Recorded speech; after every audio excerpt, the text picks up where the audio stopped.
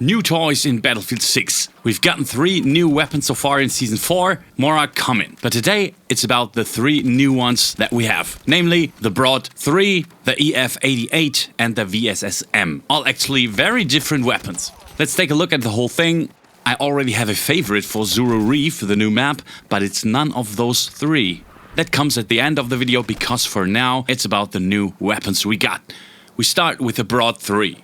That is a weapon that is a bit wilder. It's a bit on the more recoil or rather spread heavy side, unless you convert the VSSsm to full auto. We'll get to that in a second. First to the Broad. It is definitely intended for close combat and medium distance. Anything that is a bit further away is actually a bit more difficult to kill with this due to the mentioned recoil and spread. Especially in the beginning, when you level it, it really gets down to business regarding that. So, you really have to tap fire like a big boy there. Quick overview of the damage profile. I obviously tested this on the firing range. So, headshot damage first.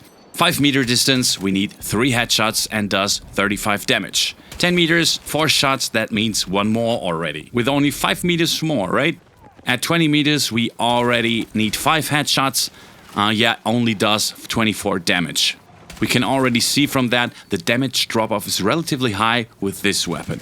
You can already see from that what the whole thing is suited or rather intended for. With body shots, it looks like this. At 5 meter, 26 damage. That means 4 shots to the body, but it shoots relatively fast, so you know that's not much. But then already 1 more at 10 meters. There it only does 22 damage. 5 shots. And then at 20 meters, 6 shots, only 18 damage left. So per unit of measurement further, so to speak, we always need 1 more shot. Nevertheless, the time to kill is really fast at short distances, so it really does decent damage and is genuinely really awesome for close quarters stuff. So you can see in the footage in the background the whole time, I actually didn't play it much on Zero Reef to level it up, but looked for smaller matches like Team Deathmatch, Domination and so on to level it up there too, of course. But also to test it properly, because on Zero Reef you really often have longer distances and in my opinion it's not particularly well suited for that. But as I said, definitely a close range and mid-range monster. I think from like 10 to 20 or 25 meters it has its sweet spot, because at shorter distances you might clash a bit with like SMGs with hipfire builds and so on. They are still a bit better there. It's a carbine after all, not an SMG, right? Plays a bit like it though, but it's a stubborn beast, but definitely awesome. You should unlock it in Season 4 of Battlefield 6. It's worth it. Let's move on to the next weapon, the VSSsm. That's a bit of an exotic one actually. A DMR, but you can convert it to full auto if you have the attachment, which then costs 40 attachment points though. So yeah, then we add somehow one of the 2 barrels. One costs 20, the other 30. We are already at 60 points minimum. Another sight, so you definitely spend 5 points if you play with iron sights, 65. There's not much left over just with the standard stuff you need for it. Therefore, it also has recoil like crazy and spread. I didn't really warm up to the weapon, or rather, there are definitely better variants for every field where you'd play it. Whether now it's a DMR in single shot or as full auto. That is, by the way, also the secret weapon that I will reveal at the end, which is really insanely good on Zero Reef. Well, let's get to the stats of the weapon. So, it has an integrated suppressor the whole time. That's of course the catch of the weapon, right? But stat-wise, it looks like this. Let's start with body shots. And there you can now see the strength of the weapon, because it does a whole lot of damage at close range. Close range build is probably still the best application there, if you ask me, because there's one big, huge disadvantage, which I'll explain in a second. Yes, up to 5 meters, 3 shots, 35 to the body. That is extremely good. It's like SCW level. Up to 10 meters, then 4 shots. 1 more already, 27 damage. 20 meters, 5 shots, because only 22 damage left. And then 35 meters, I also checked because it's actually a DMR and it should work at longer distances too. Also 22, and all the way in the back it's still 21. So the damage drop off actually goes pretty fast, up to 20 meters, and then it holds steady though, so DMR style. So as I said, this weapon is a really weird mixture of close and long range and damage drop off that isn't there, and so on. Headshot damage up to 5 meters is only 2 shots. So it does 63 damage on the head, because it already has a built-in 1.8 headshot multiplier. Just saying, that's insane. 10 meter, it's already 3, scrapes the 2, but unfortunately only does 49 damage and not 50. Bad luck there. 3 headshots up to 20 meters. Then 3 headshots, because 39 damage, and that also carries through all the way to the back due to the low damage drop-off. We had that just now, so all the way in the back, also 3. The big problem that I have with this weapon is actually the bullet velocity. It is only 303. That is extremely low because it has a suppressor and supposedly subsonic ammo then. No idea if that's true or not, but okay, the bullet velocity suggests that, and that makes it almost unusable as a DMR. So really the damage is okay, especially that the damage drop-off doesn't go so fast toward the back, but you have to lead extremely early already with the weapon, and that is simply the death blow to using it as a DMR. The weapon that I will introduce you in a second has 950. So simply 3 times the bullet velocity. So for me, the worst weapon actually of them all, I don't necessarily like it. The recoil is really wild in full auto too. No, just no. Let's get to my favorite actually for Zero Reef among the new weapons. That's the EF88. That one is really, really good for Zero Reef. You notice that immediately when you start playing with it. Even with iron sights and without attachments, it is really accurate from the get-go. Doesn't shoot too fast. It's just one of those weapons that shoots relatively accurately, but in return doesn't have a high damage output. Like for example, the broad, then in contrast.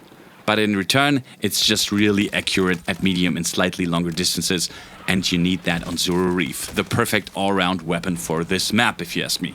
Let's quickly get to the stats, because naturally I also looked at what damage it does here too. So, headshot at 5 meters. You need 3 headshots. That is okay.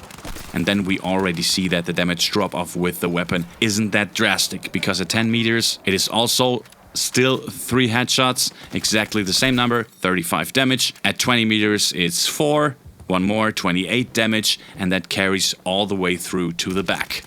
So this weapon has practically hardly any damage drop-off. You still get 3 headshot kills even at 70 meters. You won't necessarily hit those, of course, but you know, just stats-wise.